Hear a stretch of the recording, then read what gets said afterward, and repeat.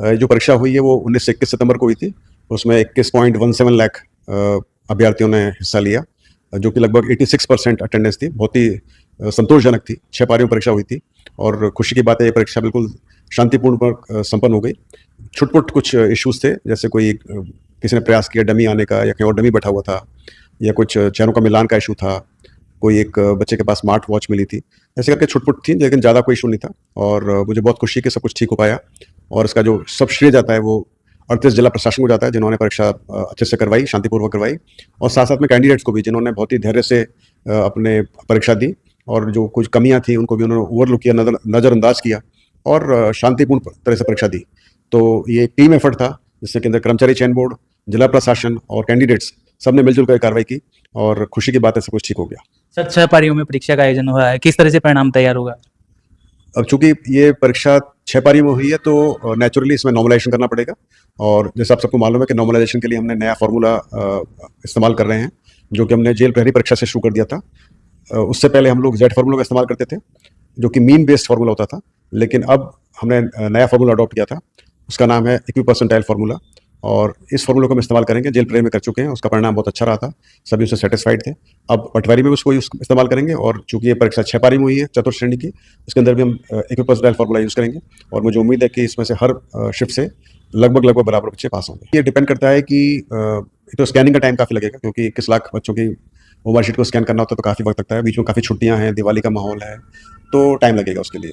दूसरी बात है कि चूंकि 6 पारी की परीक्षा, तो 6 पेपर की वैलिडेट करना, उसकी जांच करना, उसको निकालना, और फिर उसके ऊपर ऑब्जेक्शन करना, ऑब्जेक्शंस इनवाइट करना। अब डिपेंड करता है कितने ऑब्जेक्शंस आते हैं, कितने क्वेश्चन पे ऑब्जेक्शन आते हैं।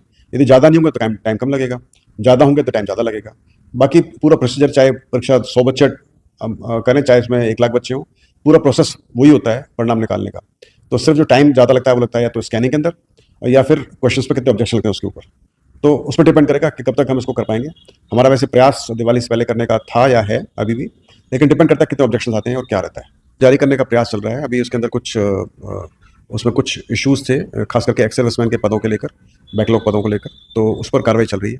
तो जैसे ही वो उसकी अर्थना पूरी तरह से हमारे पास तैयार हो जाती है, मिल जाती है, तो फिर हम उसका विज्ञापन जारी कर सकते हैं। तो कोई चेंज नहीं है, तय समय पर परीक्षा होने का पूरा प्लान है। वीडियो परीक्षा 2 नवंबर को है, उसमें लगभग 5.5 लाख अभ्यर्थी हिस्सा ले रहे हैं, और हमारा प्लान इसको एक शिफ्ट में कराने का है, और 38 जिलों में परीक्षा होगी, तो उसकी तैयारी चल रही है। और उसके बाद में फिर 6 नवंबर को परिचालक भर्ती, जिसमें लगभग 1.1 लाख यानी 1,10,000 बच्चे बैठेंगे, और वो भी एक ही पारी में है, और वो हम 7 जिलों में कराने का प्लान कर रहे हैं। तो उनकी तैयारी चल रही है और सब कुछ रेडी है। टाइम से परीक्षा होगी, कोई चेंज नहीं होगा। आप सब देख चुके हैं, जैसे अभी आज न्यूज़पेपर में पढ़ा था हमने कि एक कैंडिडेट, एक टीचर जो पिछले 28 साल से वो सर्विस में था, उसको रिटायरमेंट के सिर्फ 7 दिन पहले उसको अभी निलंबित किया गया है, क्योंकि उसने एक फर्जी बीएड डिग्री लगाई थी जो पकड़ी गई। तो आपके माध्यम से बोलना चाहूँगा कि आप तैयारी करें, अपने खुद की मेहनत पर भरोसा रखें, और आपके पास यदि पात्रता की शर्तें पूरी करें तभी आप परीक्षा में बैठें। यदि आप पात्रता की शर्त पूरी नहीं कर रहे हैं, आपने कोई फर्जीवाड़ा करने की प्रयास किया है, गलत कैटेगरी में बैठने का प्रयास कर रहे हैं, तो आप पकड़े जाएंगे और आपको नुकसान होगा। तो अच्छा होगा कि आप बाद में नया फॉर्म भरें और सही चीज़ें लिखें। इसके अंदर हमने ऑब्जेक्शंस मिले हैं और काफ़ी सारे ऑब्जेक्शंस हैं, तो ऑब्जेक्शन निकलने के बाद ही बता सकते हैं। एक्चुअली डिपेंड करता है, ऑब्जेक्शन को निस्तारण बहुत जरूरी होता है, क्योंकि उसके लिए एक्सपर्ट्स को बनाना पड़ता है, एक्सपर्ट्स की अवेलेबिलिटी होती है, तो कई सारी चीज़ें इसमें देखनी पड़ती है। तो यदि हमारे ऑब्जेक्शन ज़्यादा नहीं होते हैं तो कम होते तो जल्दी होता है, ज़्यादा होते हैं और उसमें एक्सपर्ट्स मिल जाते हैं तो फिर दिक्कत नहीं होती है।